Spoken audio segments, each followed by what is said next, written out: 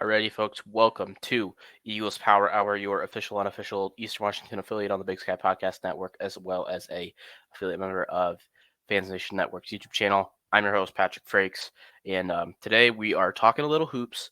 But before we get into that, I just want to hit on signing day stuff. So the Eagles signed 4 players on National Signing Day. The rest of them were all signed in December. We already have a recruit breakdown video out on them, but I'll be doing a recruit breakdown for these 5 new recruits, 4 of which being high school players, 1 of which being a transfer portal guy. I'll be breaking down their film a little bit and giving a little synopsis on them coming up here soon, hopefully by the end of the week, if not later. But that is something to keep an eye out for those of you that are more football people like me. That is coming soon, as well as we might be doing a little bit of film breakdown stuff, even if it's just on my personal YouTube channel. Breaking down some of Eastern's wins, some of Eastern losses, what's going wrong, what's going good, stuff like that. So things to keep an eye out. But moving forward, looking at basketball, we're going to talk the men's side of things first, and we're just going to kind of recap this Idaho matchup. This is a fun one. The men's game really, really was a fun game, fun atmosphere to be at as a fan. Here I'm going to pull up the box score for those of you watching on YouTube. Eastern Washington was able to beat Idaho 87-79. This one was a little closer than Eastern fans probably would have liked. Eastern was, I believe, a 10-plus point favorite in this game. Idaho, bottom 2 team in the league. Eastern, the number 1 team in the league. That's what you would expect. But Idaho and Eastern always play each other tough, it feels like. Idaho had a very, very good offensive game. Really one of their best offensive games all year. And it was one of Eastern's weakest defensive outputs all year. But that being said, a lot of Idaho's shots came, in tough looks, forcing shit up at the end of forcing bad shots up at the end of a shot clock and just hitting it. That is how a lot of Idaho's scoring came in this game. A whole lot of, there's a few missed rotations and stuff like that, and a few open shots, but most of their baskets came from tough looks that Eastern was playing, relatively tough defense, and they just shot really well tonight. I should say Saturday night. Idaho was able to shoot right around 50% for the game. 49% from the field, 40% from 3. Especially in the first half when it was a pretty close game. Going into halftime, Idaho had a 1-point deficit. They hit a bucket at the buzzer and kind of went into the locker room with a whole lot of momentum. They shot lights out in the first half. They shot close to 45% from 3, hit 7 threes, shot 16 threes in that first half, which is insane. They were able to score the ball in those tough looks. A lot of kind of you chucking it up there and with contested looks, and they were able to make it. And offensively, something else that helped them is they got their production from the wings that they haven't been getting all year. EJ Neal had 20 points, one of their wing players that came in pretty hyped and didn't really do much the first half of the year, and now he's starting to put it together offensively. He had a nice game both offensively and defensively. And he was really the only guy matchup-wise that was able to slow down some of Eastern's players. So rolling it into the Eastern side of this game, Eastern had a really, really nice game offensively. Coming off of a few tough offensive performances in the Montana games, Montana State, it was a little nervous. And then, obviously they put up a lot of points versus Portland State, but it is, Portland State, who's been kind of a middle of the pack team. And so we were a little bit concerned with the shooting. Idaho's a team that they can guard the paint pretty well typically. And so if we can't hit threes, then offensively it could have been concerning. But fortunately, we were able to, really have a nice day getting the ball inside, particularly. Eastern was able to outscore Idaho in the paint 44-30, scored 14 points off of turnovers, got 19 points off the bench. Eastern had one of their best offensive games in terms of just overall being solid, in my opinion. They also took care of the ball. Only 9 turnovers, keeping it under 10 turnovers was a huge step in the kind of progression of this Eastern offense, because that's been the bugaboo all year is turnovers, turning the ball over 18 times in a win. Just you got to limit it. Turning the ball over too many times, turning the ball over 16 times versus Portland State, 22 times versus Portland State, I think it was. Limiting those turnovers was huge for Eastern Washington this game, and it maybe not allowed them to win, because I think Eastern was the more talented team, even if they matched Idaho in turnovers. But it, it was it was really encouraging to see that, plus the efficiency on offense.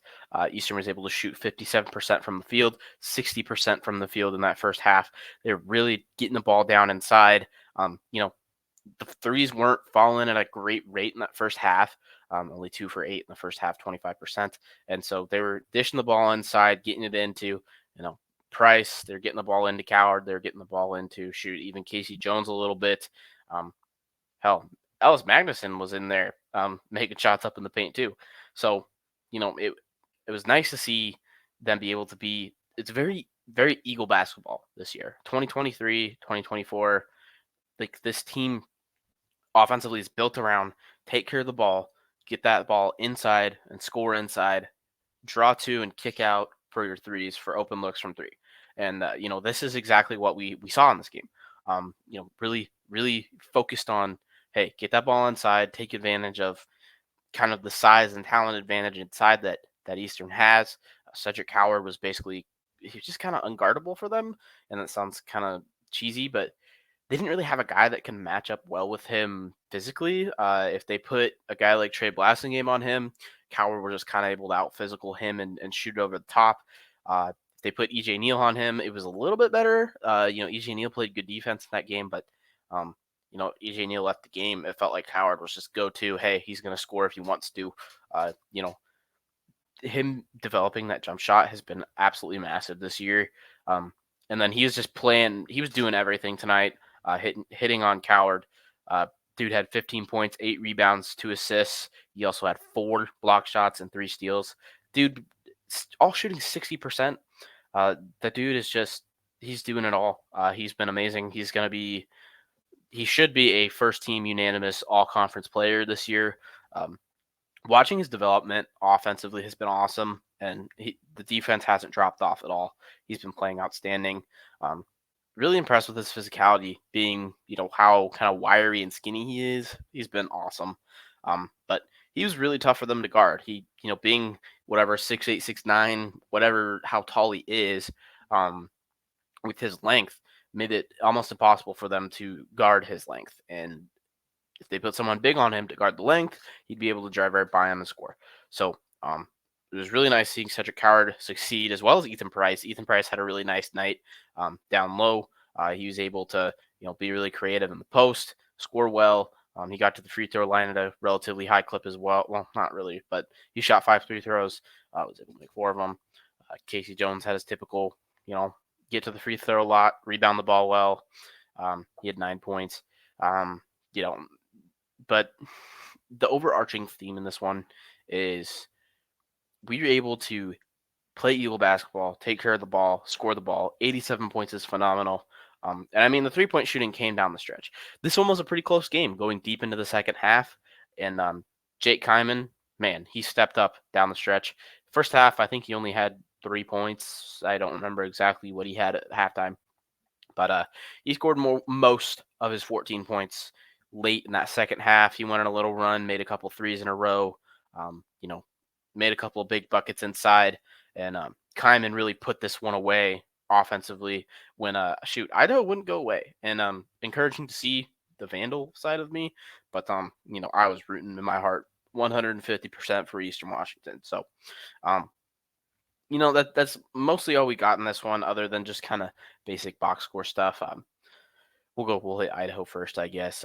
Quinn Denker had 19 points. He played pretty well offensively for them. D'Angelo Minnis had 17. He shot really well in that first half. The second half, he didn't shoot quite as well. Kyson Rhodes has 15 points. He had a couple of threes, and he's playing well inside. He had one of his better offensive nights. But EJ Neal was the story for them. EJ Neal had 20 points off the bench. He's been a guy that, he's very he's hyped a lot in the preseason before he got here. He was one of the names that Idaho was, expecting him to be kind of a star. He hasn't really done that so far, but he came off the bench. He said he's strung together 2 or 3 nice games in a row for himself. So, good to see for Idaho. There'll be an interesting potential matchup in the tournament. If that happens, hey, anything can happen with Idaho. They'll always give Eastern a run for their money. We saw, Pribs and Coach Riley talking before the game, guys that coached together here at Eastern Washington in the early mid 2015 2010s. So good buddies there. It's definitely a brotherly love type relationship between those two. But yeah, that's mostly all we got for the men's game. I guess I'll hit on the uh, Eastern box score: 22 points, 4 assists for Ethan Price. He had a really nice night scoring the ball. He also had a block, 14 points from Kyman. Like I said, most of those clutch down the stretch.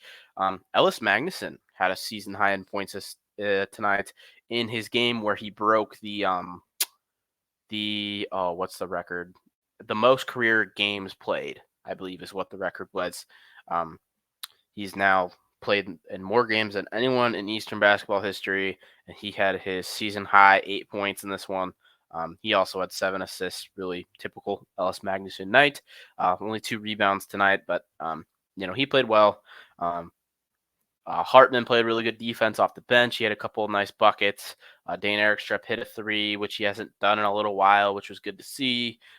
He was, he had a couple of he had a nice dunk, and he played, tough defense. He had a block shot, played well, as well as Luan Watts had a couple of really nice passes. He played his, typical really hustle hard ball. He didn't really shoot much, but I guess he had 4 points, but he didn't do a ton offensively, but defensively, he definitely made an impact. He had a nice offensive rebound as well. Out rebounded Idaho 29 to, I believe it was like 29 to 27. Yeah, 29 to 27. It really was a pretty even game, but it really was just close because Idaho shot so well from 3, which they typically do not do.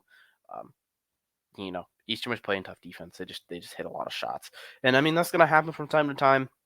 But you could just see the firepower of Eastern Washington to be able to withstand one of the best offensive nights for Idaho all year. Them scoring dang near 80 points. Eastern was able to score damn near 90.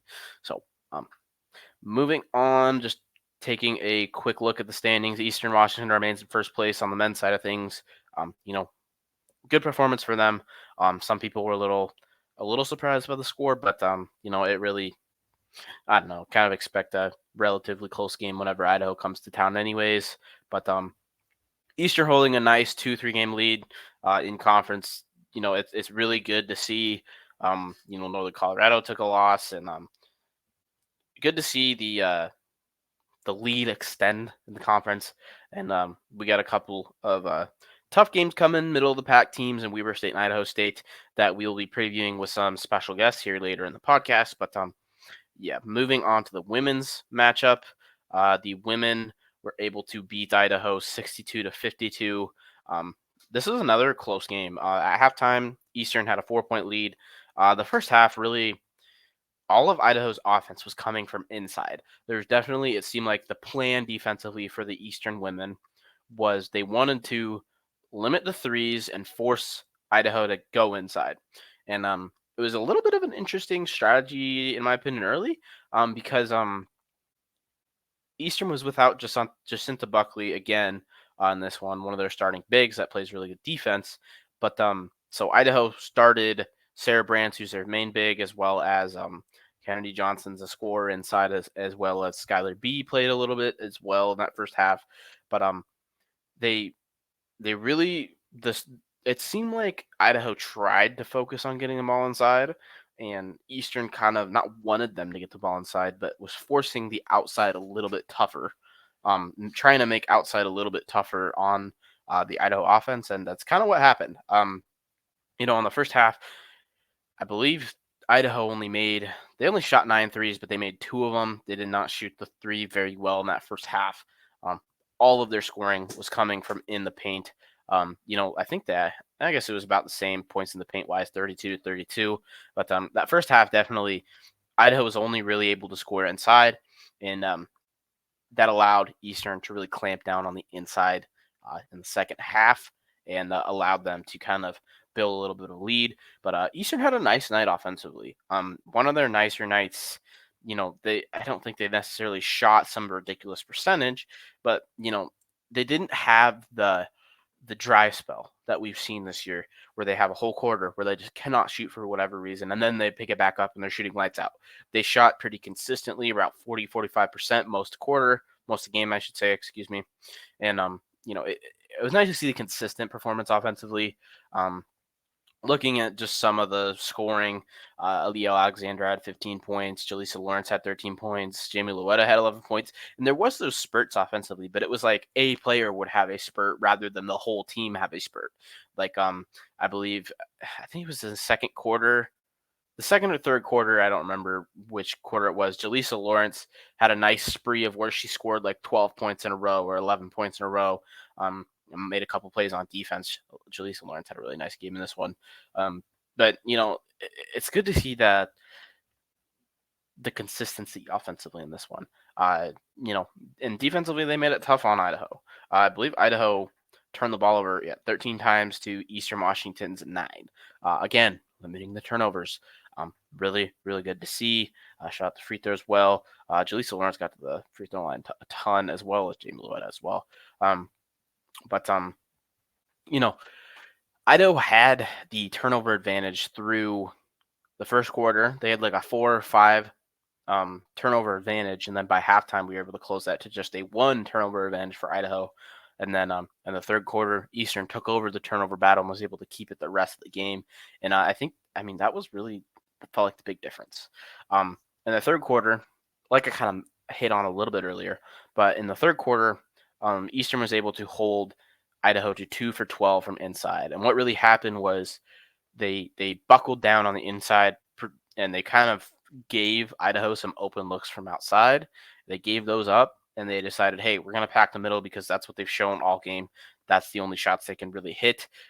Kennedy Johnson had a couple nice looks inside, as well as Cher Smith, and Sarah Brands also did too. But Eastern really buckled down on the inside and made it tough to get the ball down into the paint, and held Idaho to a 16% shooting third quarter, going 2 for 12. They did give up 4 points via the free throw line, and a 1 3-pointer. But Eastern was able to build a lead in that third quarter up to an insurmountable number. For Idaho, they outscored Idaho 17-9, and they already had a 4-point lead going into the fourth quarter, or into the third quarter, I should say, excuse me.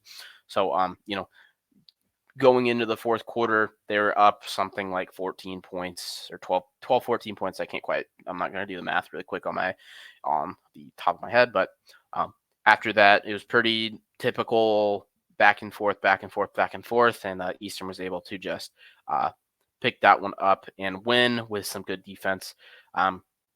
Going over to some box score highs, Sarah Schmidt had 16 points for Idaho. She's typically not like a super high scorer for them, but she was doing a really good job driving.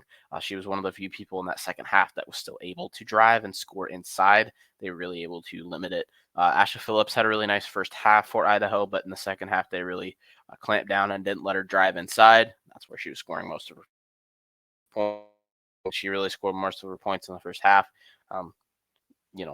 getting inside, and we were able to limit that in the second half. Sarah Brands had her 6 points. Pretty typical stuff for her. Skylar B had 7 points. She hit her first career 3. Nothing spectacular offensively besides Sarah Schmidt having a pretty nice game, and as well as Asha Phillips being able to drive early and inside. But other than that, they just really didn't shoot too great overall. That Eastern defense was really good. Forced Idaho to shoot 36% on the game, 4 for 18 from 3 in this one. And that third quarter really was the turning point for this one. Aaliyah Alexander scored 15 points for the Eagle women on 7 for 15 shooting. She had a nice night offensively, but she did have 3 turnovers, something you don't want to necessarily see. Jaleesa Lawrence had a really big she had a little stretch of scoring there in the second or third quarter. I already mentioned this, but she scored like 11 points in a really quick span. She had a couple of really nice hustle plays, though. She had 7 rebounds, 3 steals to go along with her 13 points. You know, she's just a hustle player, and you love to see it. She got to the free throw line 7 times, made 6 of them. Good job from her. Jamie Luetta really took over in the second half. She was making flashy plays, the pump fake as she drives to go for the and one. She did a bunch of flashy, cool plays. Man, Jamie Lowetta is fun to watch. She made a ton of really nice plays, nice passes, typical Jamie Lowetta stuff. She had 11 points, 6 assists, a block shot, and 5 rebounds. Only 1 turnover from your starting point guard is always great to see. She didn't have the greatest night shooting necessarily, which is, true of a lot of players, but they were able to get to the free throw line and hit their free throws. They did a good job. Jada Martin hit a couple of threes, which was nice to see after she's had a stretch of really tough offensive nights.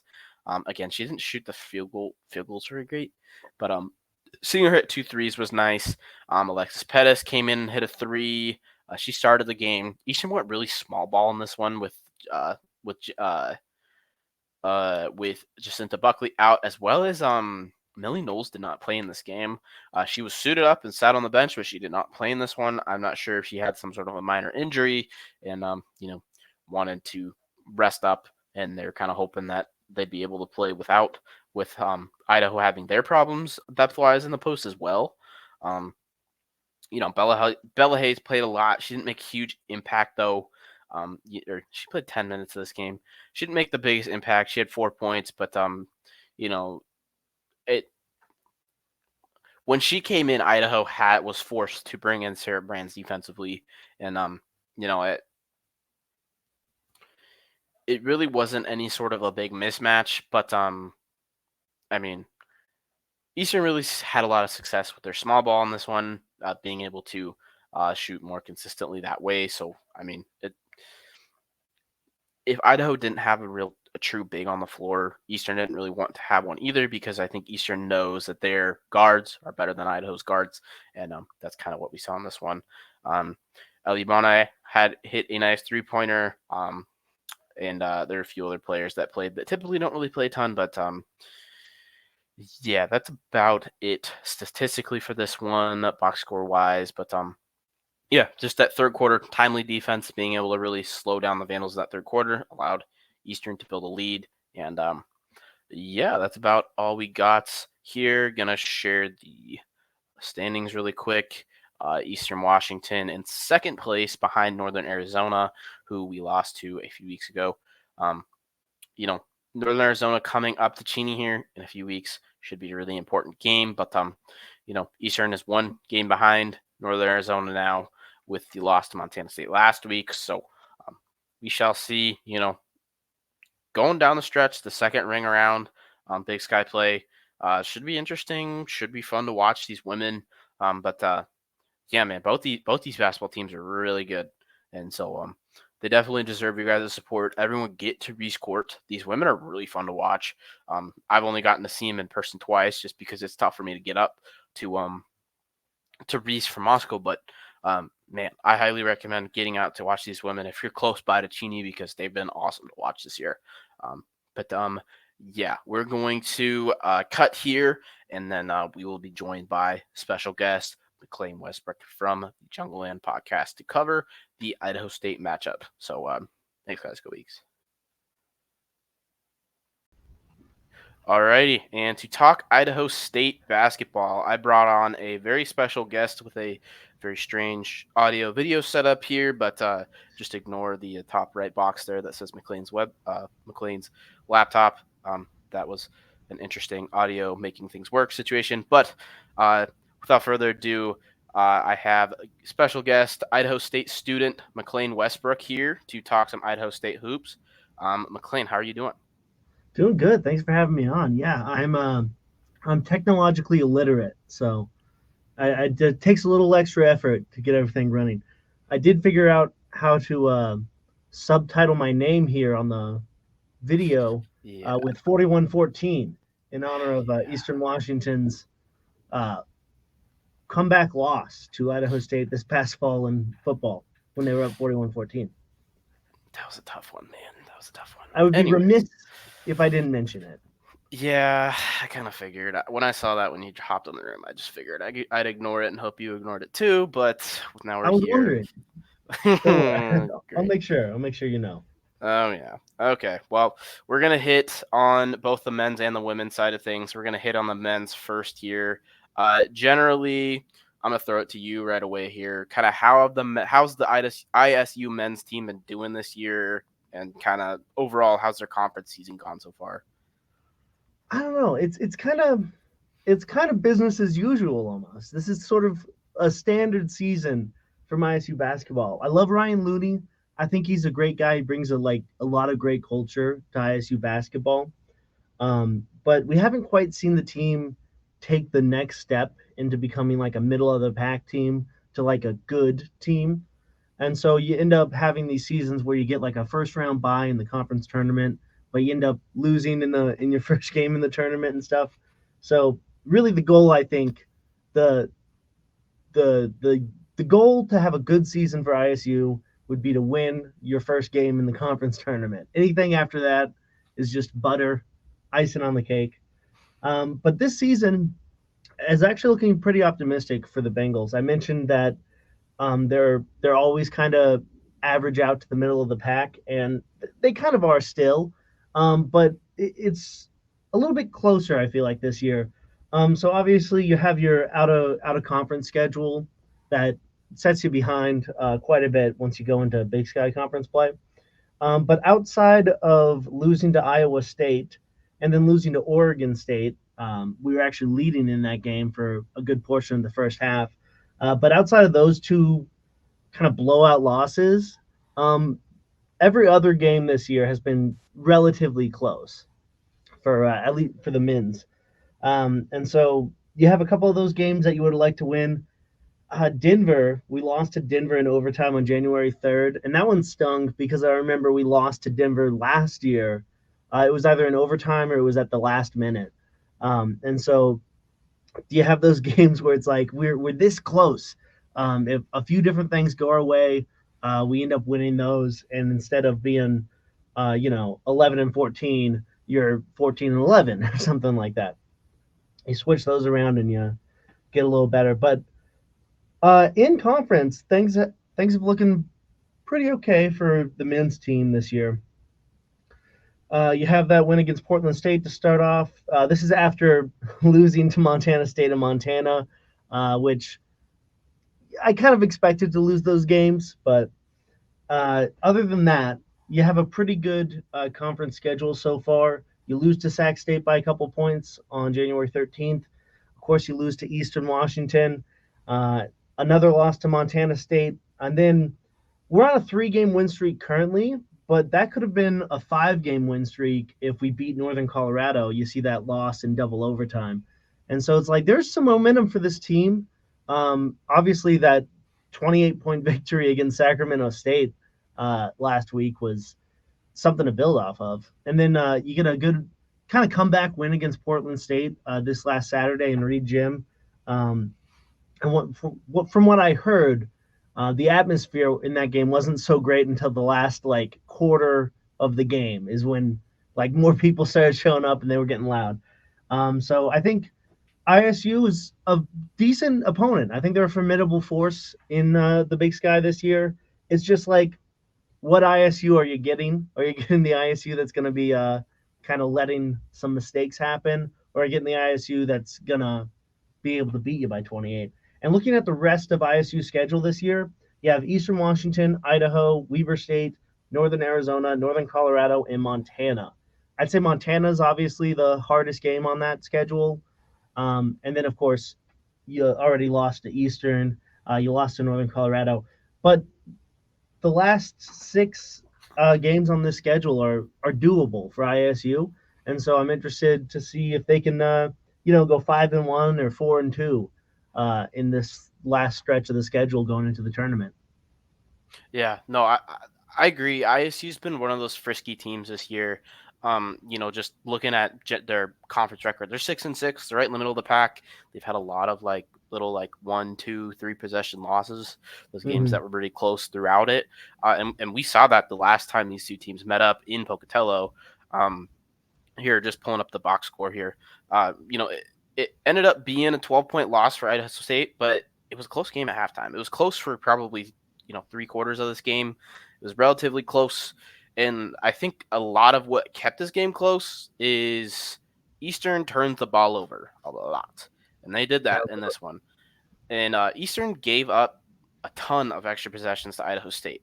Eastern shot very, very efficiently, averaging 60%, 56%. They shot very, very well in this game, shot well from the free throw line. They shot extremely well.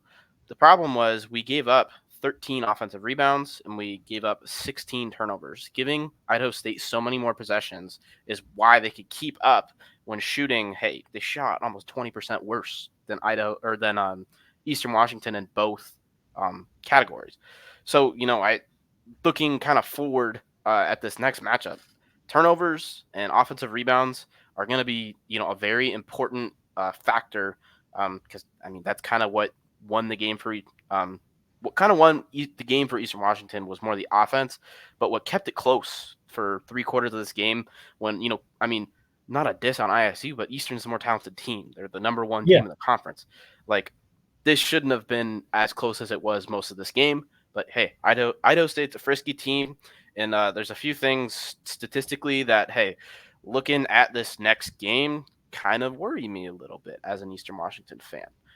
Yeah, Um, well, kind of as I was alluding to, ISU is always, I think they're always able to hang in with other teams. It's just a matter of staying consistent and not letting mistakes get to you.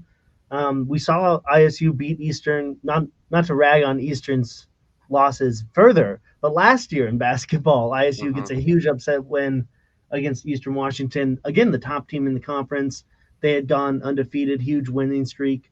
And so a loss against Idaho State, a team you wouldn't expect to get that win. And so ISU can compete. I think it is just a matter of staying consistent and not letting those mistakes get to you. When you do that, I think that's when you have those 2 to 3 possession losses, like you were saying.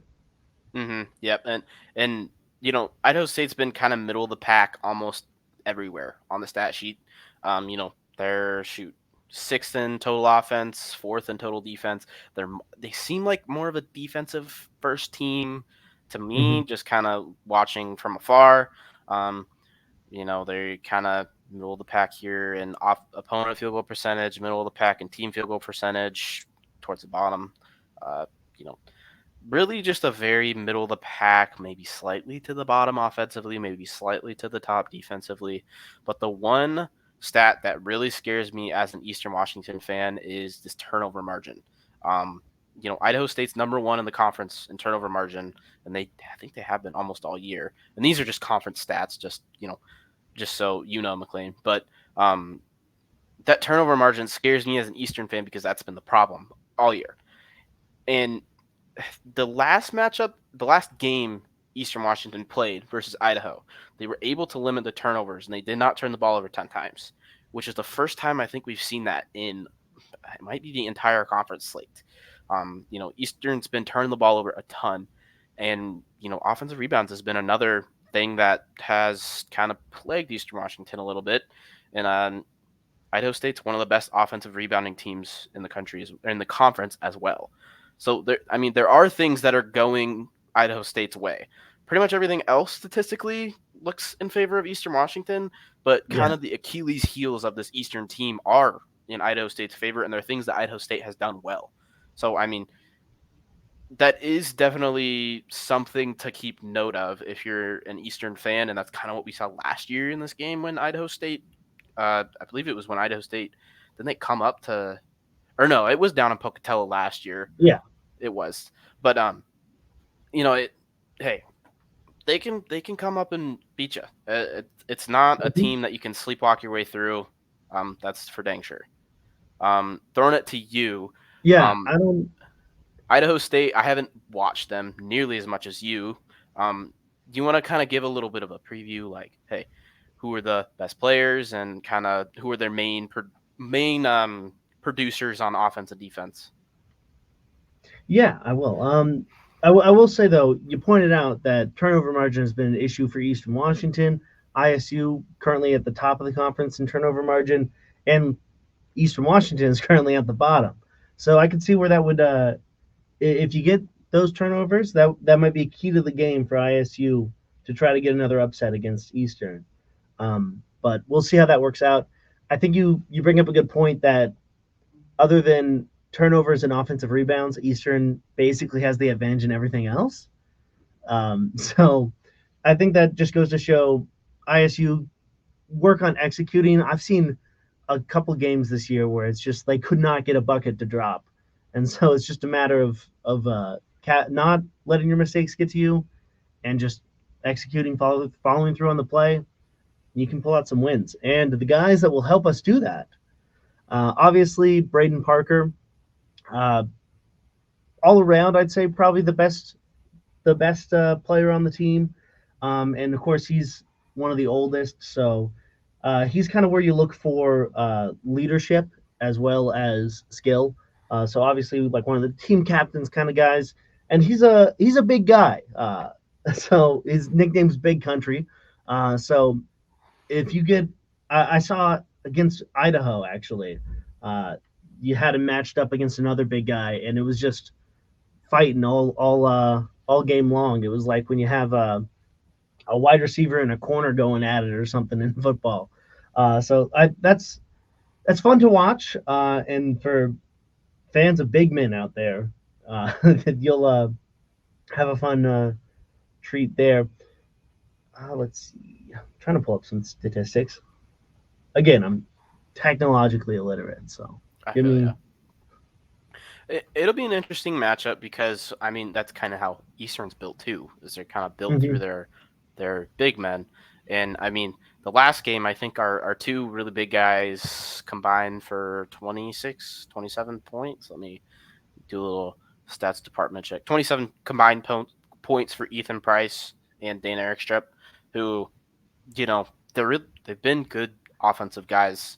Um, offensive guys down in the post, but something to note Braden Parker had 5 blocks in the last matchup and 4 steals in the last matchup. Defensively, he's been a really good player. Yeah, absolutely. And I wouldn't say Idaho State's a physical team, but I don't think they're afraid to get into like a physical battle. Like I said, the game against Idaho, and then I remember watching the game against Oregon State. Those seemed like really physical games to me, and ISU wasn't shying away or backing down from making contact and getting some elbows here and there. So I think it'll be fun to watch that. So in addition to Parker, you also have Miguel Tomley, who's one of our best scorers. Um, so you get obviously you want to get him the ball when you can. Braden Parker can take it under the hoop in the paint, but you also want to throw it out to Tomley, Malik Arrington as well. Um, I don't know. I feel like we don't have like some of the shore shooting that we had in the past.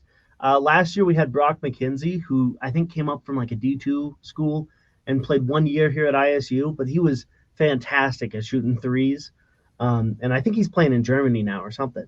Um, but I don't know if we have necessarily like the guy that you trust to just like get it to this. This is our guy to shoot the shot.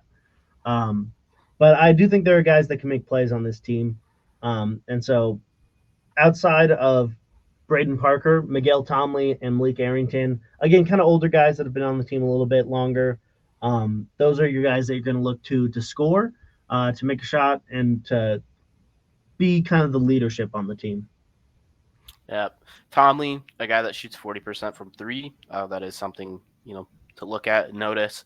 Um, but yeah, kind of like I said, Eastern does have the advantage in a lot of categories, and Eastern should win this game. Eastern will likely be favored by a good chunk of points, but you never know. If the turnovers rack up and the offensive boards become a problem. Uh, and the other thing with Eastern is if they can't knock down those kick out shots, teams will just absolutely stack the paint. And we saw that in the Montana State game. Hey, we couldn't knock down a three. Well, they just put everyone in the paint and tried to not let Eastern get in the paint. and it led to them being able to kind of just outscore Eastern. If Eastern struggles from outside, that can be another thing to watch out for. That was something that we were a little bit worried about at the Idaho game, coming off of a couple of tough shooting nights on the Montana road trip. But overall, just looking at it from an Eastern perspective, I'm not too insanely anxious, but the turnover and the rebound stuff does definitely, hey, got to show up, you got to hustle. And I mean, Eastern has the guys to do that. And just sometimes the focus seems a little bit off when it comes to that stuff. Um, but if Eastern can kind of play their game offensively, which is what they did in the Idaho game, I think they're going to be able to outscore Idaho State. That's kind of what I'm seeing from my perspective on it. If they can be efficient and they can take care of the ball, not turn the ball over a ton of times, I expect Eastern to be able to run away with this one. But hey, if they turn the ball over and give a bunch of offensive rebounds, I think it'll be a close game. Yeah, if everything goes according to plan, I wouldn't be surprised when if Eastern wins this game. I do think one of the big things they have going for them is the fact that they already won on the road. So when we had Eastern here in Reed Gym earlier last month, we lost 79-67. And when we beat Eastern last year, that was here at home. And so I don't know how much momentum or how much energy you can get going on the road against a team that's already top of the conference, but then you have the hostile fan base. And I think Reed Gym, you get 15,000, 2,000 fans in there, but I do think it is kind of an underrated atmosphere. I feel like you can get some pretty good energy going in the gym, and it can get loud too. And so I think having that game home in Cheney for Eastern Washington is a big advantage as well. Yep, interesting kind of stat. Idaho State 7-3 at home, 4-10 on the road. Yeah, and that's kind of bloated a little bit by the out of conference schedule. Of course, yeah. But still, 7-3 at home is 7-3 at home. I mean, Eastern has a similar situation, but I mean, it is being at home helps, especially shooting wise. Eastern has shot a lot better at home rather than on the road, which is pretty normal, but it is something to note. We're gonna do kind of, unless you have a last thing you want to throw in here about this matchup, we'll do a little quick score prediction. There's no real reason for it, just to do it, and then we'll move on to the women's game here. Yeah, I quickly found out on our Jungleland podcast, score predictions are, you can just throw out whatever you want. Unless you're keeping track, who cares? Exactly, and we weren't keeping track, so I chose ISU every game, baby. I feel that. I don't think anything groundbreaking to wrap up. Just kind of like we said, all goes according to plan on paper. Eastern should win this, but I'm not counting out ISU, and I don't think Eastern is either, especially after losing to them last year in Pocatello. So they're going to be ready for them. I think it's just a matter of, can ISU execute, and can they eliminate mistakes and capitalize where they can on turnovers, and can they finish those possessions and score, get the ball in the bucket. I agree. I'm picking, I'll go something like 82-71. I think Eastern turns the ball over a little bit more than we expect, but they're going to be able to pull away at the end. I always think Idaho State's going to be close, but I mean, the way Eastern's coming off of a nice offensive game, I think they're going to be able to score their 80 points at home. It's just coming down to how many times they turn the ball over and how many easy looks inside do they get for Idaho State. I think they'll get a number of them, but I think it won't be enough to beat Eastern. Yeah, I'll say thank you for giving us 71 points. I'll take that any day. But I got no real rationale. I'm going to take ISU 68, Eastern 65. Obviously, if ISU is going to win this, I don't think they're going to win in a blowout. I think it's going to be a scrappy game. They got to execute on the road. I think they can do it. Will they do it? Harder to say there, but I like their chances against it, especially with the momentum that they've kind of built. I don't know if this game will affect them much for the rest of the season, because I feel like if you lose this game, it's you lost to the number one team in the conference. But if you lose closely, or even if you win, maybe that gives you some momentum to finish out the season and going into the conference tournament. Yeah, I mean, all the pressure's on Eastern in this one. I mean, if Exactly. you're Idaho State, not a big deal. But you lose to Idaho State back-to-back years in the back half of Hmm. the thing. Hey, that's not fun. Okay, we're gonna move over to the women's side of things here. So kind of, I'll throw it to you. Generally, how has the ISU women's basketball team been doing? I've been able to watch them a few times. They're a good bunch. They're always a well-coached bunch. But how have they kind of generally been this year? Well, I think ISU women's. I don't know if necessarily you could tell by the record, but I do think in a lot of ways that they've kind of improved as a group since last year. So the big thing for ISU is that a couple seasons ago you had back-to-back like conference championships, and they ended up making March Madness, winning the conference tournament.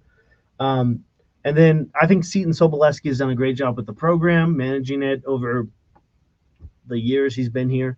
And so the team is always like pretty consistently solid. Um, so where like ISU men's ceiling might be like middle of the pack, that's kind of ISU women's basement. There's their floor, and they can kind of only go up from there. Is usually how it works.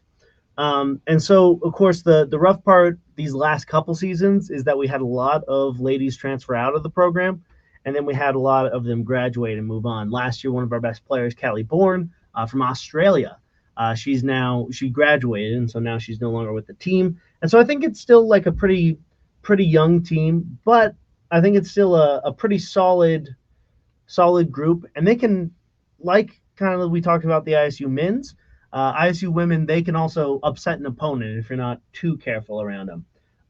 They probably the biggest win this year was against Air Force in Honolulu. Um, Other than that, it's been a little bit iffy here and there. Um, the conference schedule has been sort of kind of off and on, 6-6 in the conference. They did beat Idaho in our King Spud game, our battle for the King Spud. Last year they went 0-2 against Idaho, so I see that as an improvement. Obviously, you had a big deficit there against Eastern Washington back in January, but wins against Montana State, Weber State, Northern Colorado were huge. A little bit off and on, kind of streaky, I feel like. But once the women's team kind of gets on, I feel like they can. Once they're consistent, once they're like, once they're on the right path, once they're consistent and winning, they can do some damage in the conference.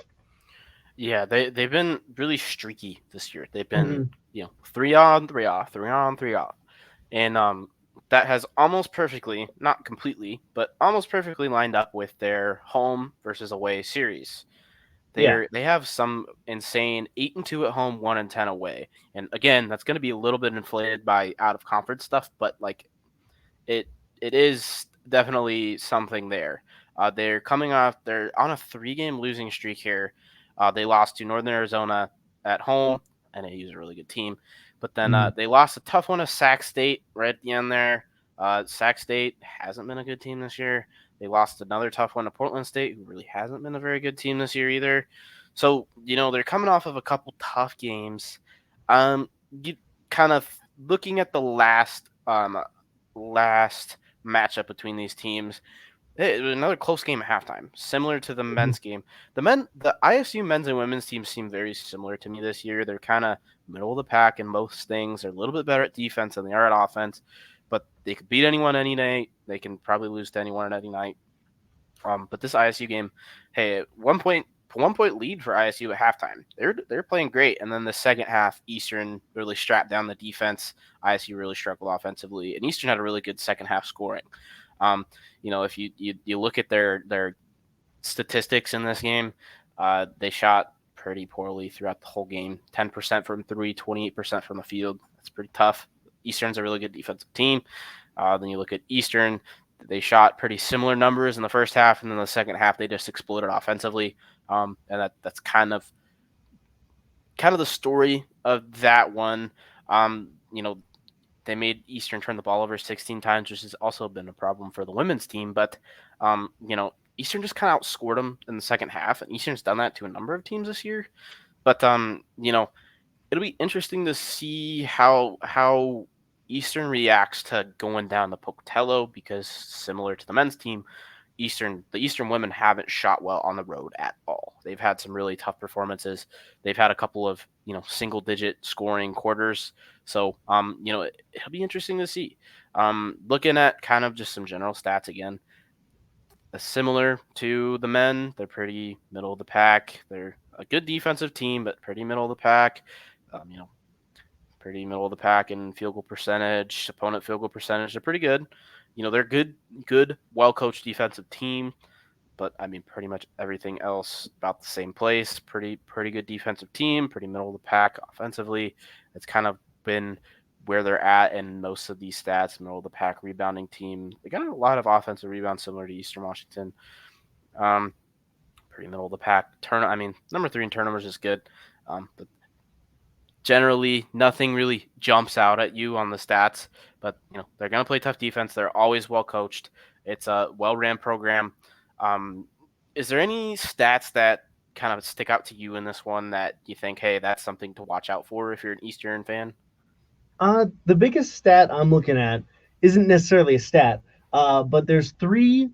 The oldest players on the ISU women's team we have 4 juniors. Everyone else is either a sophomore, redshirt sophomore, or a freshman. So I think this is a really young team still. Like I said, a lot of players transferred out or a lot graduated.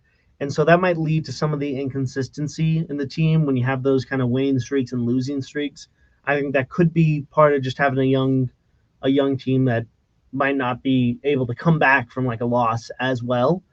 Um, One of the big things you mentioned is the fact that this is a home game for ISU. I think that could play a big part of it. ISU, just one of the cool things about the women's program is maybe just because of the success that they've had in the past.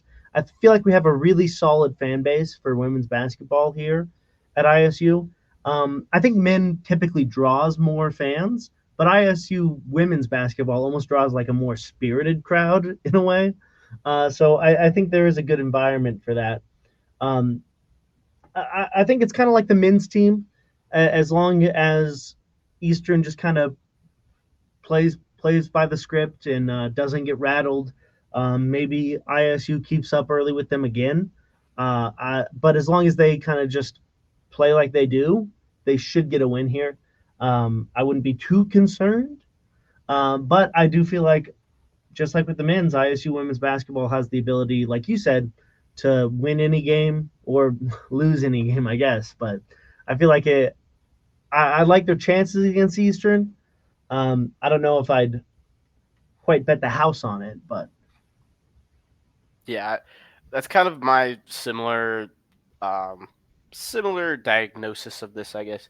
I definitely think this one will be a closer game than the men's. I think one ISU being a good defensive team plus Eastern's offensive struggles on the road kind of turns into a little bit of a recipe for, hey, this should be a good one. But we will see. Eastern's coming off of a couple of pretty nice wins and nice offensive performances versus Montana, versus I believe Portland State and Idaho. They've all had solid offensive games shooting the ball. So we'll see. We'll see if going back on the road will hinder their shooting again. Because I mean, like I mentioned earlier, they've had a few. The women's team for Eastern has had a few quarters where they're just like they have a dry spell and they miss everything. They've had a few like 5 to 7 point quarters like that are just absolutely brutal. Just feels like nothing can go in. And they also have the quarters that are 20, 25 points that they're just on a hot streak. So I mean the last few games they've been pretty consistent. So I think it comes down to if this Eastern offense is consistently scoring their 15-ish points a quarter, I think Eastern should be able to win this one. But if they have a dry spell, I think ISU is going to be able to jump on it. ISU's, like I said, or like we both said, I guess, ISU's been a really good team at home. They always are a good team at home. They shoot better at home than they have on the road.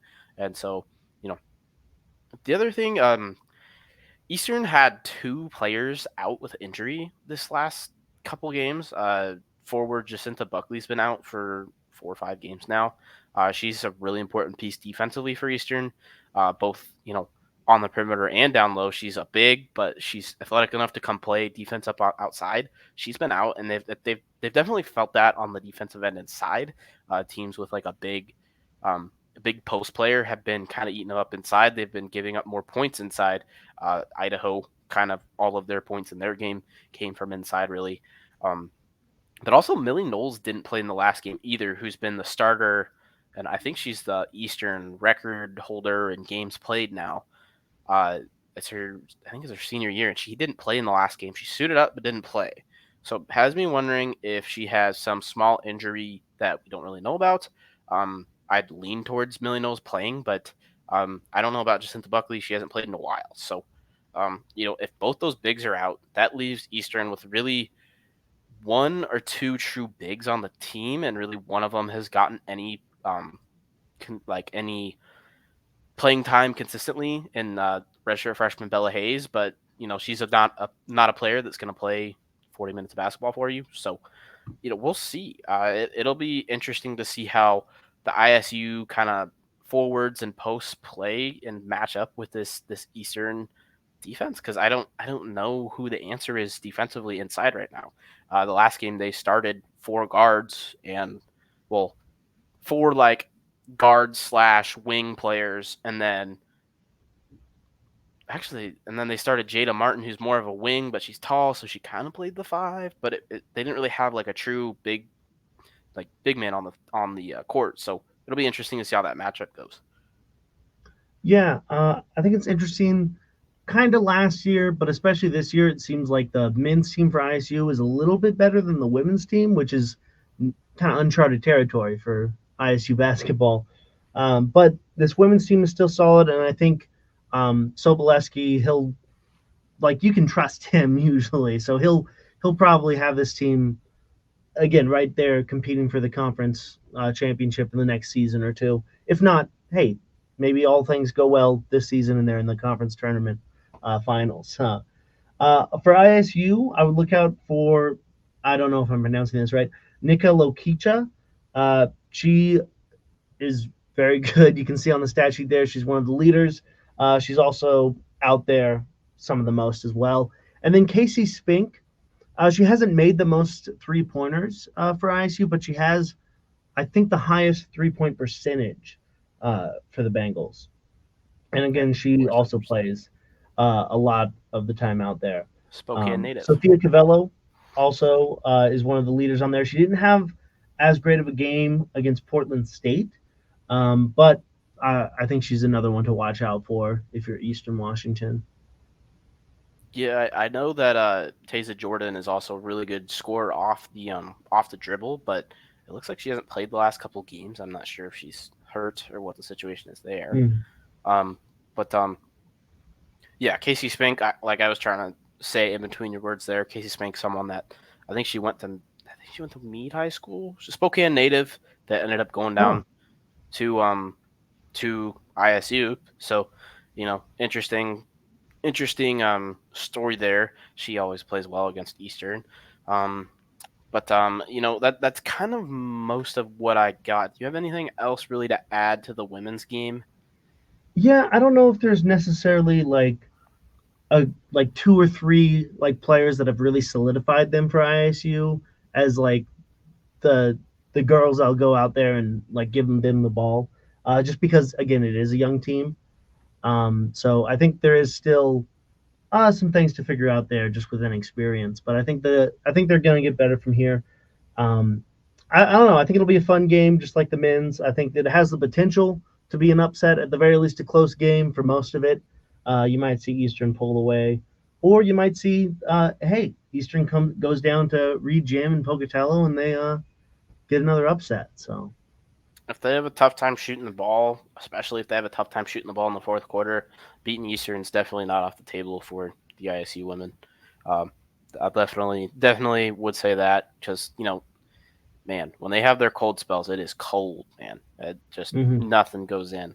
So, I mean, we'll see how it goes. It should be a really fun one to watch. This is definitely, if you're someone that doesn't watch a ton of women's basketball, this is one that you would want to tune into because it should be. I think it'll be a pretty close game. Usually, Yeah. for whatever reason, anytime Eastern goes and plays in Pocatello, something nuts happens. So Mhm. we'll see. That's shoot. Earlier this season, it was the men being, within a point of them at halftime, and we're sitting here like, why are we close with ISU again? So we'll see how this one goes. It should be an interesting one.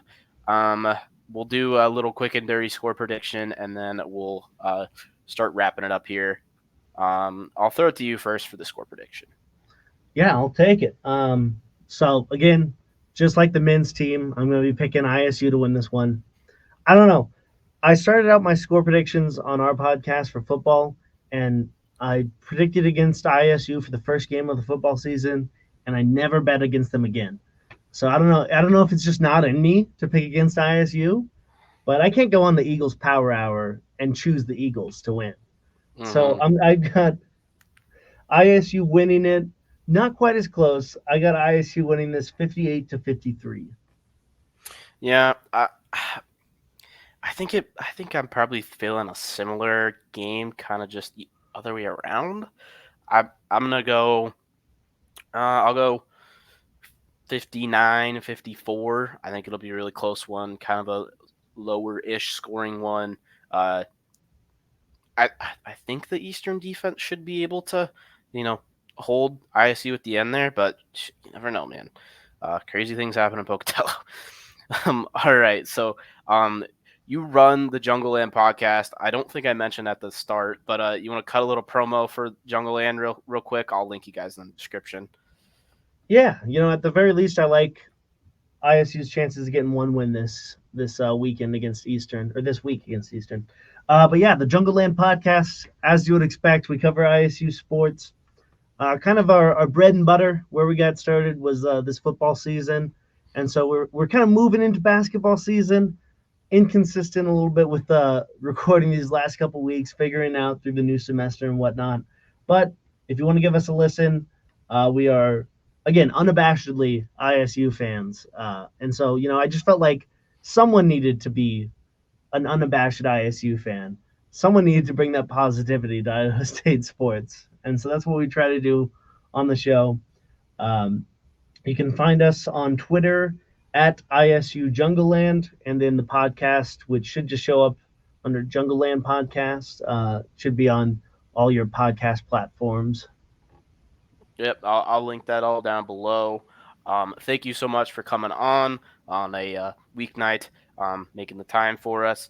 But I think we're ready to move on to the Weber State segment. Again, thanks, Maclane, and we're going to move on. Go Eags. Go Bengals. Thanks for having me. All right, and to hit on the men's matchup, I brought on Colby Peterson from the Weber State Weekly podcast.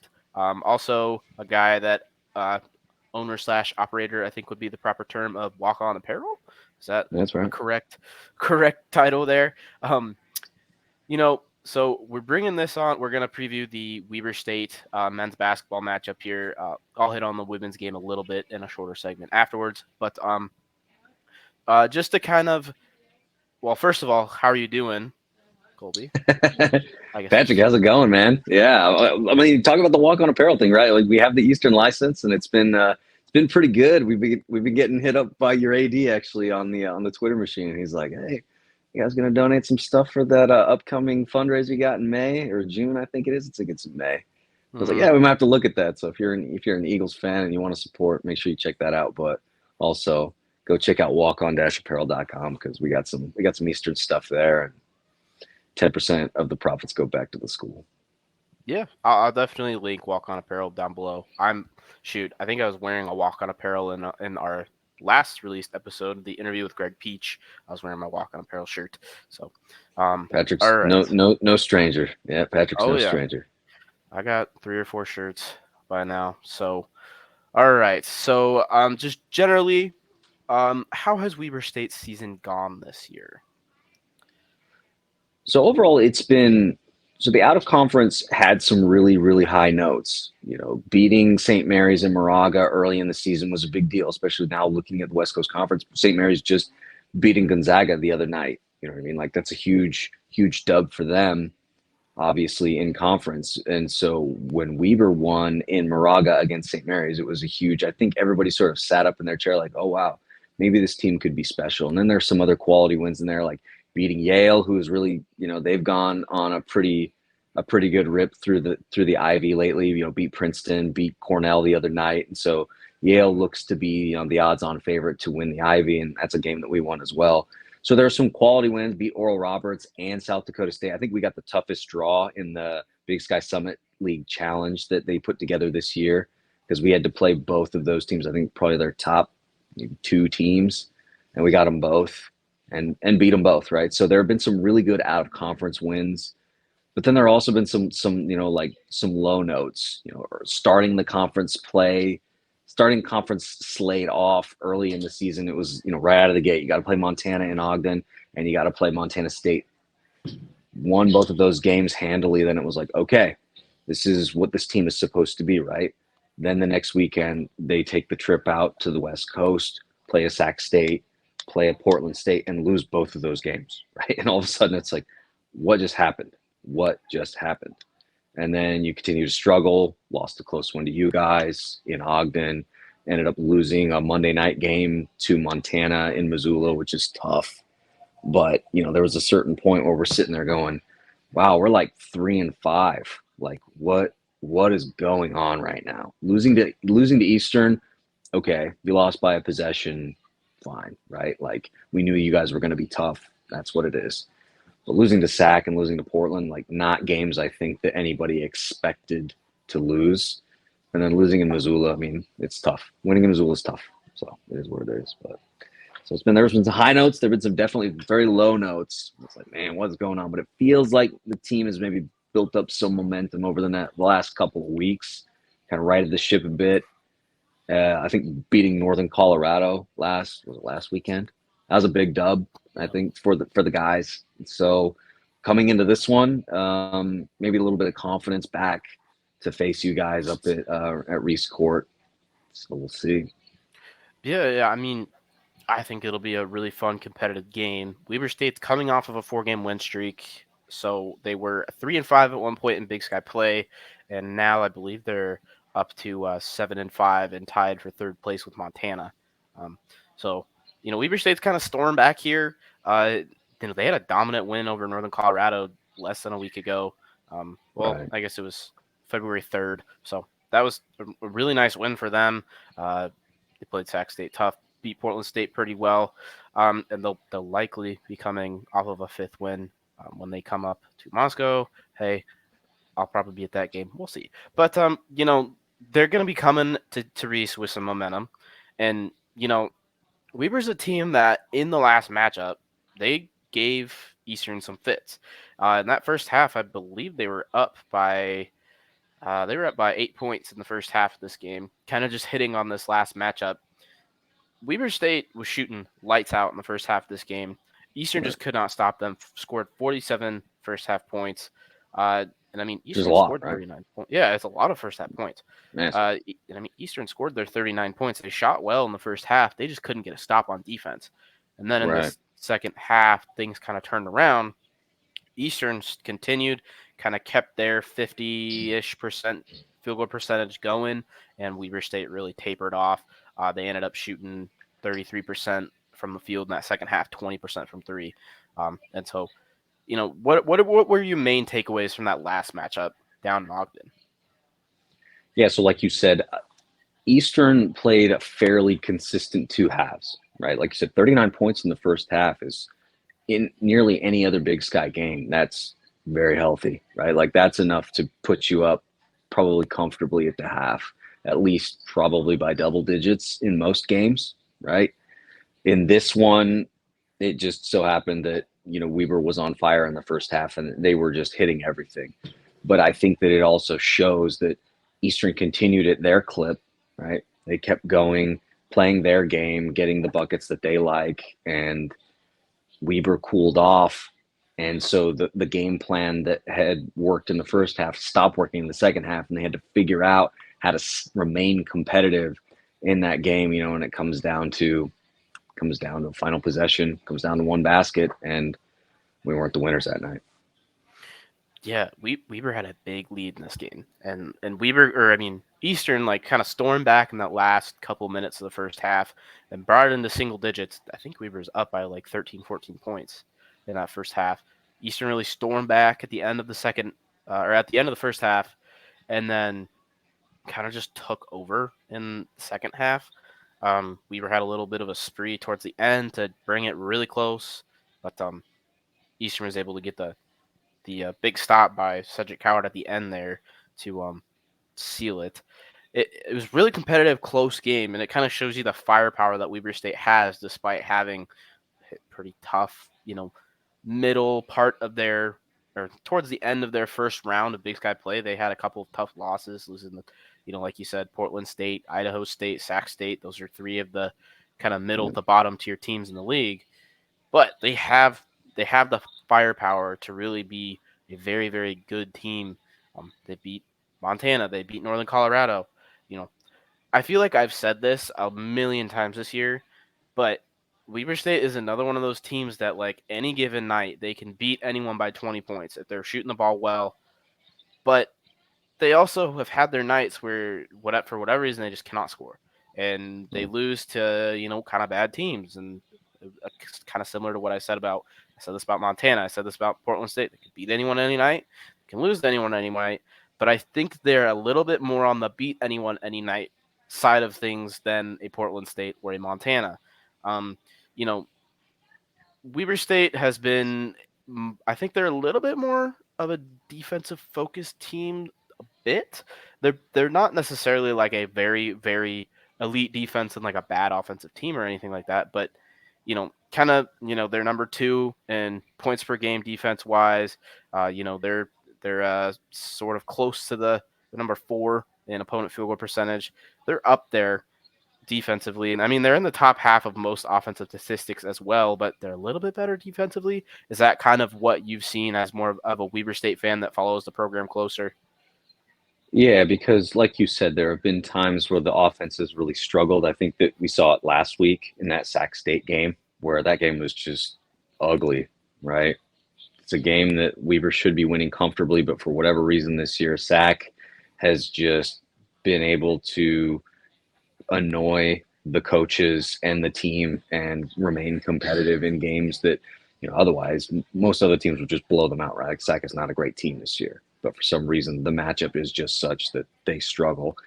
And I think that there have definitely been moments where the offense having a hard time finding a bucket, and they have this thing where they say, okay, well, things aren't going well, so we're just going to try and give the ball to Jones and let him do what he does. And then, we're going to sit back and, do our best to get stops. And that obviously hasn't always worked out the best. So I would definitely agree that defense, a slight edge over the offense, because there have been moments where if the threes aren't falling, everyone kind of looks around and goes like, okay, what do we do now?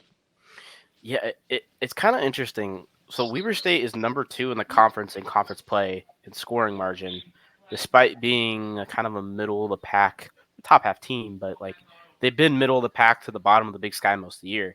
It's because like they've lost almost all their losses have been pretty like relatively close games. Besides that one Monday night game in Montana, like all their losses have been 1 to 3 possessions, and then they've had some wins where they're just blowout wins.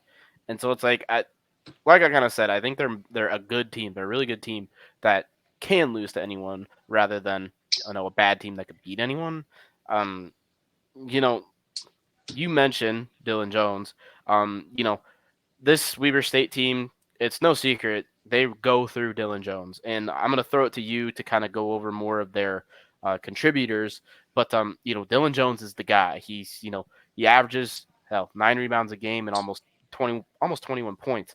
He's the guy. He's a guy that everyone says, "Hey, NBA prospect." I think he was a preseason MVP. Um, Was. I'm gonna throw it to you. Who are more of the other contributors on this team, and you can hit on Jones as well. Yeah, I mean, you laid it out there. Jones obviously is the driving force in a lot of what Weber does.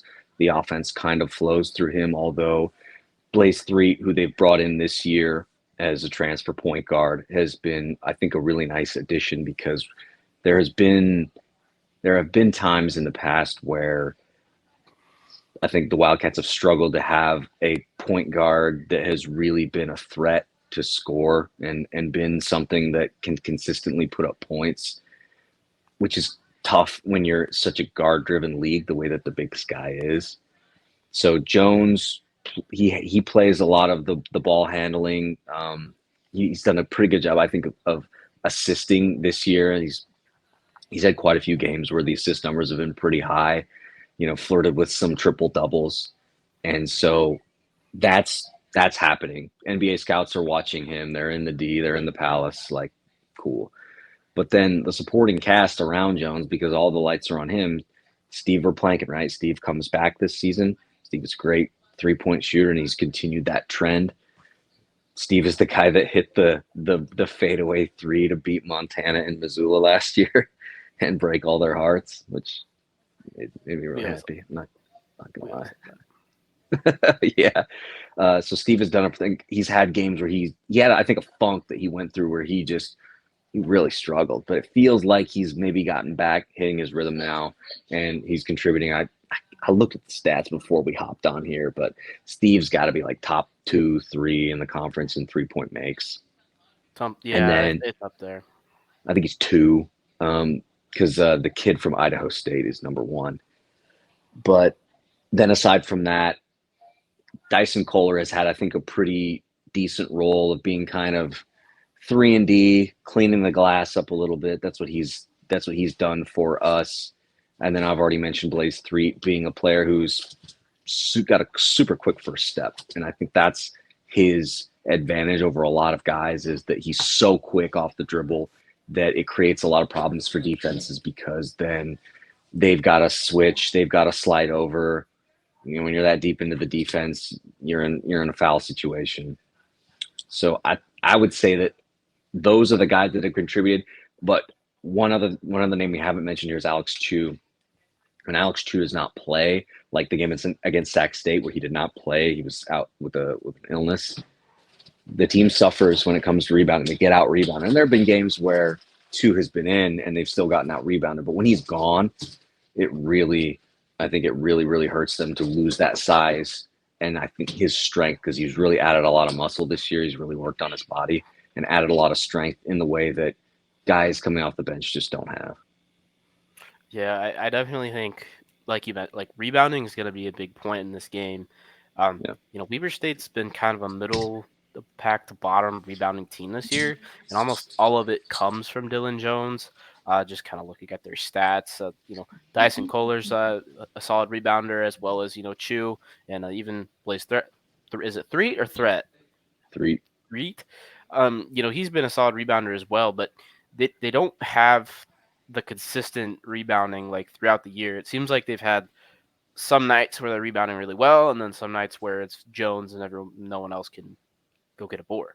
And so rebounding will definitely be an important one in this game, because I don't know, rebounding has been something that sometimes Eastern has struggled with in streaks, particularly allowing offensive rebounds has been something that Eastern has done more than we would like. And there's been a few games like the Idaho State game down in Pocatello earlier this year where that game was really close, because Eastern came out and gave up I think they gave up 8 first half offensive rebounds that led to like 12 or something like that second chance points. And so we're all watching that game. It's frustrating because it's a really close game, and it really shouldn't be, because Eastern's shooting something like they were shooting something like 55% in the first half, but every shot that they missed, like every shot that Idaho State missed, it felt like they just get a second chance on. And so we've had a few nights like that where it feels like rebounding is what keeps teams in the game. I think if Weber State can have a night where that offensive rebounding goes their way, they can really build a lead on you. And so, that will be something that is important in this game. If a guy like if Alex Chu comes into Reese fatigued after, being sick or whatever, it could be tough for them if, all the rebounding is coming from one guy. And Eastern is a very forward-heavy team. With Price. Price had 22 points in the last matchup, but as well as Eric Strupp. Luan Watts is a guy that's down there and plays hard. Coward is, he's technically a guard now, but he's 6'8" and plays the post a lot of the time.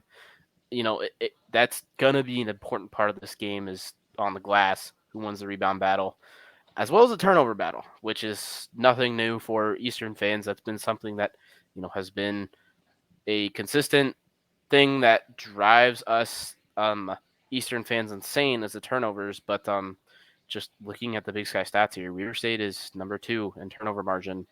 That is something that can be a little concerning if you're an Eastern fan. That combined with their I guess streaky offense. If they're on, they're on, and if they're on tonight, or if they're on that night and they're forcing turnovers that night, it's going to be tough to beat them. But Eastern is coming off of 2 pretty nice offensive performances, especially this Idaho game. The Idaho game, Eastern took care of the ball and they shot efficiently, which is what Eastern likes to do offensively. If Eastern can do that versus Weber State the whole game and play their defensive game, I like Eastern's chances. We're going to kind of roll into a little bit of just general matchup stuff. If Weber was to come in Cheney and win this one, what do you think needs to go Weber State's way? So I think we got a little taste of what has to happen in the first half of the first matchup in Ogden, where the Wildcats were able to spread the floor. They were able to hit threes at a fairly decent clip, and that kept them in the game, gave them the lead that they needed at the half, but then they cool off in the second half, and they can't keep up with the Eastern offense. So I think that obviously they have to shoot the ball well. They have to provide that good spacing because, like you said, Eastern is a forward-heavy team. They do have size, and if you want to play them in the post, that's going to be a difficult game to play because they want you to play them in the post because they have the size to do it. I think also that I noticed that Eastern doesn't rebound offensively a lot. They're not a team that does that, and that might be a big part of the efficiency that you talked about, where it's like, well, they're not missing a lot of shots, and so they don't have to rebound offensively a ton. The Sac State game, the only reason that Sac was in that game against Weber, the first game when we played them in Sacramento, was because of the offensive glass, sort of like what you mentioned earlier with Idaho State playing in Pocatello. They were able to stay in that game because they were giving up so many offensive rebounds, and it was the same thing for us against Sac in Sacramento. And so if Weber is able to create those opportunities for themselves, because there have been moments where they haven't been the most efficient. There's a lot of drive into the paint, flip it up and see what happens, try to get to the free throw line. That can go well or that can go not well, right? And then if they have the spacing they like, one thing I always point out is the assisting. If the Wildcats are assisting, things will go well. Like you look at the Northern Colorado game, they were assisting beautifully, and it was an absolute blowout of the number 2 team in the conference. But Eastern is a team that likes to assist well too, and if you want to beat them, you have to disrupt that. Yeah, and part of that with Eastern is they have to, assist the ball, or else, you're not getting. Eastern doesn't have an off the ball or off the dribble really go-to shooter necessarily. They really depend on, their scheme and having catch to shoot looks. And so, Eastern's got to assist if they're going to shoot the ball well at all, at least from 3 especially. They're going to have their post touches, but, they have to pass the ball well. And we'll see, Weber State is a team that forces a lot of turnovers per game. They force, around 12 turnovers a game, which is top half of the Big Sky. If they can force turnovers, I really like Weber State's chances, which is not fun to say as an Eastern fan. Eastern only turned the ball over 11 times in that last one, which is a kind of a lower total for Eastern this year, which, it seems like it should be a lot, but, Eastern's been let me look really quick.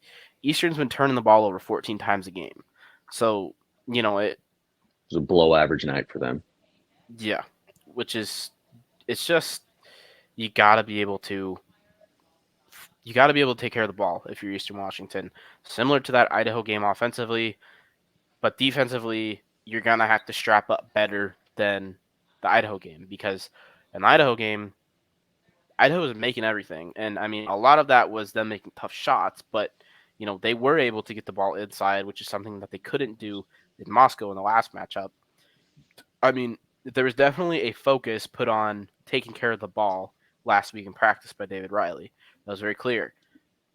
But we don't want that to impact the other end of the floor, which, I mean, not saying that it did, but there definitely was not as strong of a defensive effort versus Idaho. You got to have both take care of the ball and play good defense versus Weber State if you're going to beat them. But do you have any last few thoughts on this matchup before we do just kind of a quick score prediction for no reason? Yeah, I would say that another thing that is worth noting for Eastern fans is that Eastern has gotten the better of Weber State over the last few years since kind of their rise in basketball. And so there's kind of this edge, I think, when it comes to coaching, whether that was with, Shantae before or now David Riley, they just seem to have a way. It's like the reverse of football, where Jay Hill figured out Aaron Best and it always just seemed to work out, right? It's like that, but it goes the other way, where Eastern coaching just knows how to they just know how to figure out the little things that Weber is doing in terms of their offensive scheme and just disrupting what they're doing. And they find a way to scheme against it, and they just win, man. like it's really, really pesky. Yeah, they've found the way the last few years, that's for sure. There's been some Right. tough battles, you know, for whatever reason, Eastern will have one or two players every Weber State game that just go off. And the Yeah. last couple of years, that's been Cedric Howard. Ethan Price has had a couple of nice games, but I think that's something you kind of need to beat a team like Weber State, who Weber State's always going to be a top half of the conference team. You know, Right. they've been a little streaky this year, so hey, we'll see. But so far with Weber State, with the good teams in the conference, they split. They split with Montana. Didn't they? Have you guys played Northern Colorado for a second time? Not I yet. cannot remember. No. I guess it's mainly just the Montana game that I'm thinking of. It feels like Weber State is split with all the good teams. So I mean, I expect a good effort from Weber State up in Cheney. I think it'll be a pretty close battle game again. I mean, I kind of expect it to be pretty high scoring. Being in Cheney, I think Eastern's going to be able to shoot the ball well. They usually, shoot the ball around 50-55% from the field at home, and they usually shoot 30 to 40% from three. That's been kind of their recipe all year, and they usually score 80 to 85 points, if not more. So, I think it might be a little bit of a shootout. And I think it comes down to how Weber shoots the ball. If they shoot the ball really well, then I think Weber has a chance in this one to make a run at Eastern. But and if Eastern's turning the ball over and giving them more and more opportunities than they need, I think Weber has a pretty good chance. But you know, we shall see. It'll be an interesting and fun game to watch. I like you guys got to get to Reese for this one. Go see Dylan Jones. That dude is a freak. He's a hell of a player. So, um, had a nice crowd last Saturday at Reese for the Idaho game. It would be great to have another great crowd for this Weber State game. Better team. It should be probably. Well, I mean, the Idaho game was a good game, but it should be a more competitive game throughout. And there's the result will be in doubt in this one, I think, for most of the game. So, do you have any last thoughts before we do our little score prediction? No, man, like I said, the last thing I wanted to add was the coaching piece because it seems to be just sort of this extra little edge that the Eagles have had. I getcha. All right, I'll throw it to you first for a little just score prediction for no reason. So last time, like you said, it was another high scoring affair. Came down to a couple possessions, really down to the last shot, which got blocked, like you said, which in my view wasn't the best play for that, whatever. Mm-hmm. And so part of me expects this to be the same, that it's just going to be round 2 of that. But then I've talked about the fact that coaching staffs are good and they've seen the tape, and there's been a lot that's been put out there now, and they can sort of look at how each other wants to do things. So maybe some of that gets mitigated. I think I want to go like fairly high scoring, maybe like you guys, like you just said, are averaging in the 70s a game. I think this is probably in the 70s. And it's just a matter of whether or not Weber State can keep up with that, because I think Eastern's probably going to get theirs. They're going to do what they like to do. So if I'm predicting, I think it's going to be like a 75-72 type thing. Mm-hmm. Yeah, I definitely think it'll be similar. I mean, at home, Eastern's been shooting the ball so well that they've been able to hit 80 almost every week, or every game at Reese. So, I'm expecting Eastern to be able to get their 80 points, which is crazy. It sounds like a lot of points. I mean, it is, right? But It is a for lot of them, points. it's normal. It's pretty normal at home, especially, Eastern's been affected by the arenas a lot for some reason. Like going to Montana State, Montana, they just could not shoot the ball at the same rate. And then you come That's a home, tough they're road trip, shooting. though. Oh yeah, it's a tough road trip. But then, they come home and it's instant, 55, 40% from 3, like shooting very well. So I'm expecting Eastern to get, I'll say 83 points. I think Weber State will make it a game most of it, and then I think Eastern pulls away right at the end. I'll go 83-78. It'll be a really fun, high scoring game, pretty similar to the last one is what I'm expecting. But anything can happen with this Weber State team. They kind of seem like a very high highs and pretty low lows at the same, like offensively. So Yeah. I mean, we'll see. It could be some defensive crazy battle, but I think Eastern will be able to shoot the ball well at home. So thank you so much for coming on. Go ahead and give yourself a little plug. Where can the people find you? Twitter, Walking Apparel, and all that. Yeah, man. I'll be obviously. You guys are all Eagles fans, but if you want to chat at us, get on the Twitter machine at Weber State Weekly. There's a slight spelling change at the end of that, but you'll find us, and we'll be over there to chat. And then walkon-apparel.com. Like I said, we have Eagles gear there. We've got a few things. We're planning on focusing on the licenses that we already have, which include Eastern. We haven't launched any new designs for Eastern, and so we've been thinking about that, especially with the recent success of the basketball team. So we might be doing something soon around that, especially if Eastern ends up being the champion and goes on to play in the conference or in the NCAA tournament. We might do something there as well. So keep your eyes peeled for Walk On Apparel. Some new stuff for the Eagles coming out. You can follow us on Twitter as well. And I don't know, man, just go buy some stuff. Like I said, we donate 10% of the profits back to Eastern Washington. And who knows, if you go to that Night of Champions event in May that the athletics department's putting on, you might see a Walk On Apparel basket there too. Yeah, I definitely recommend Walk On Apparel. I like I mentioned towards the beginning of the podcast, but I have a couple of Walk On Apparel shirts for both Eastern and Idaho. Highly recommend. It's cool. I like that donating the money back to the university is really awesome. But yes, I think that is all we got. Again, thank you so much for coming on, and go Eagles. All right, we're going to hit on the women's matchup just for a second here. I really don't know very much about this Weber State women's basketball team at all. I haven't gotten to watch them almost at all, but they're one of the bottom teams in the conference right now.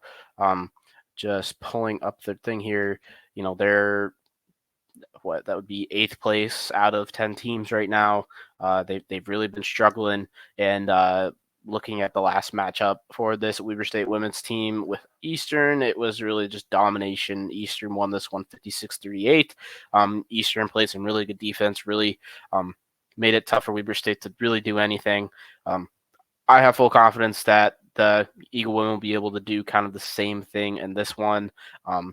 sorry for making this really quick. I just don't know much about this Weber State women's team, so I don't want to go too in depth on it. But Weber State, they're coming off of losing their last 4 of their last 5 games. They beat Portland State, who is currently in last place in the Big Sky.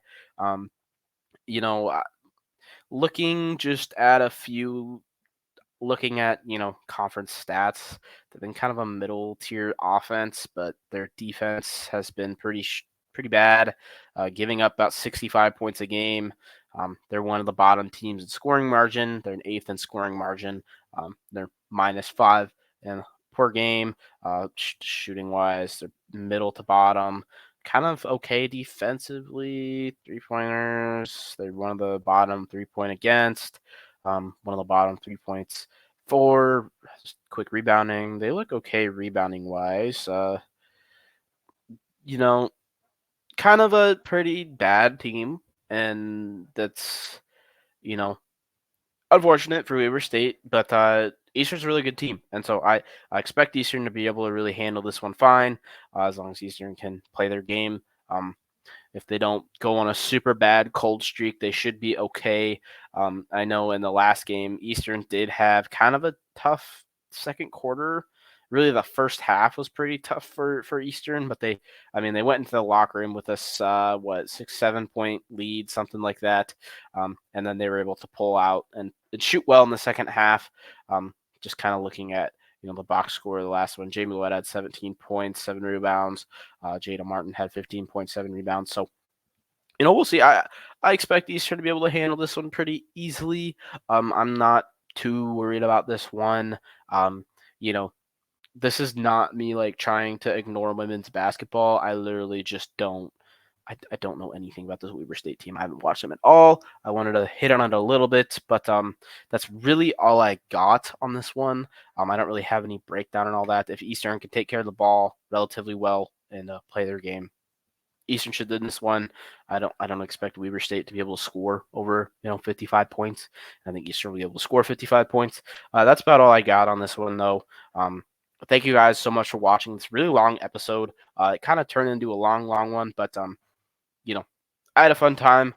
Shout out to Maclane Westbrook and Colby Peterson for coming on from the Jungleland podcast for Maclane, covering Idaho State sports, and Colby Peterson from Weber State Weekly, covering Weber State sports. They don't do a ton podcast-wise anymore, but they're still on the Twitter sphere, and Colby also does a few other podcasts. He does the 1AA Parlay with the one of the Montana guys, Montana State fan. I cannot remember. I think they just call him Parlay.